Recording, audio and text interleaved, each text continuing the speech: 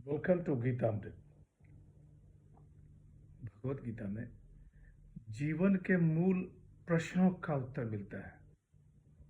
मैं कौन हूँ? आत्मा क्या है? आत्मा का स्वरूप कैसा है? गीतामृत में इन्हीं विषयों का वर्णन सरल शब्दों में। Gita is eternal science and researching Gita get Amrit. अहम ब्रह्मास्मि, मैं आत्मा हूँ।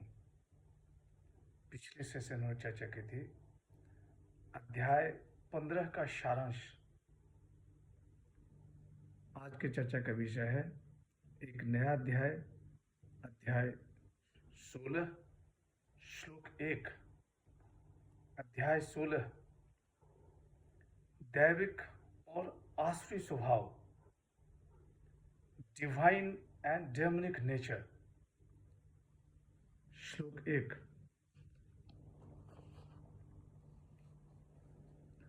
अभयम सत्व संशुद्धि ज्ञान योग व्यवस्थित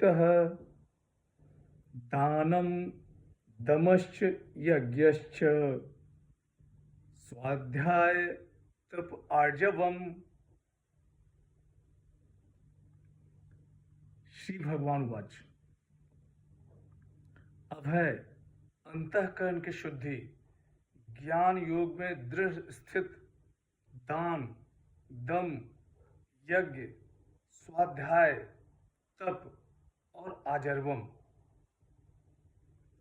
The blessed Lord said, fearlessness, purity of heart, steadfastness in knowledge and yoga, alms giving, control of senses, sacrifice, study of scriptures, austerity, and straightforwardness. अध्याय 15 में पुरुषोत्तम तत्व का वर्णन था। यहाँ दैविक और आसुरी स्वभाव का वर्णन है। अध्याय 9 श्लोक 12-13, इसमें दैविक और आसुरी स्वभाव के बारे में संक्षेप में बताया गया। यहाँ उसी को विस्तार में बताया जा रहा है।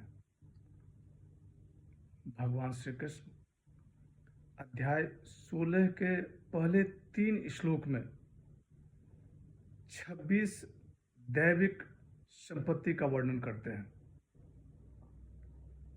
उनमें से पहले श्लोक में 9 पर आज चर्चा होगी। पहला, अभयम, निर्भयता, भय का भाव। भगवान से संबंध जोड़ने से मनुष्य अभय हो जाता है। दूसरा, सत्व संशुद्धि है, अंतःकरण की शुद्धि, दया, क्षमा, करुणा, प्रेम, इनसे अंतःकरण की शुद्धि होती है। दूसरे के साथ शुद्ध भाव से आचरण, नैतिक मूल्यों से जीवन निर्वाह,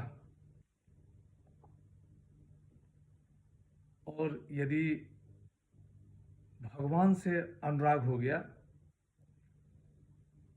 यदि भगवान से प्रेम हो गया, तो फिर स्वतः आत्मशुद्धि हो जाती है। तीसरा, ज्ञान योग व्यवस्थित, ज्ञान के लिए योग में स्थित होना, परमात्मा तत्व के बोध के लिए योग में स्थित होना। शास्त्र और आचार्य से आत्मा के बारे में जानना ज्ञान कहते हैं। एकाग्रता पूर्वक आत्मा का अनुभव योग है। चौथा, दान। अपने पास जो धन, संपत्ति, सामर्थ्य, योग्यता, ये सब भगवान का दिया हुआ है। इनसे भगवान के बंदे की सेवा, दम, आत्म संयम, इंद्रियों को वश में करना दम कहते हैं। तुच्छ इंद्रिय सुख का त्याग परम लक्ष्य के लिए आवश्यक है। छठा, यज्ञ। दूसरों के हित में किया गया कार्य गीता में यज्ञ कहा गया है। माता पिता गुरु की सेवा यज्ञ है।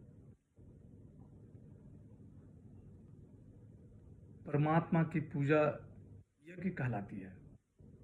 दैविक कर्तव्यों और सामाजिक दायित्वों का निर्वाह यज्ञ है। सातवां, स्वाध्याय। वेदों का अध्ययन करना स्वाध्याय। स्वरूप की ओर अग्रसर करने वाला अध्ययन स्वाध्याय कहलाता है। तप, मन सहित इंद्रियों को इष्ट के अनुरूप ढालना तप है। शरीर, मन, वाणी, इनका संयम तप है। आत्मदर्शनार्थ विवेक पूर्वक व्यवहार तप है। द्वादशी, एकादशी, इनका व्रत तप है। नमा, आजर्वम, सरलता, स्ट्रेट फॉरवर्डनेस। साधक को सीधा और सरल स्वभाव का होना चाहिए। आज की चर्चा यहीं समाप्त करते हैं। अगले सेशन में चर्चा को और आगे बढ़ाएंगे। यदा यदा हि धर्मस्य ग्लानिर्भवति भारत अभ्युत्थानम् अधर्मस्य तदात्मानं सृजाम्यहम्। हरे कृष्ण।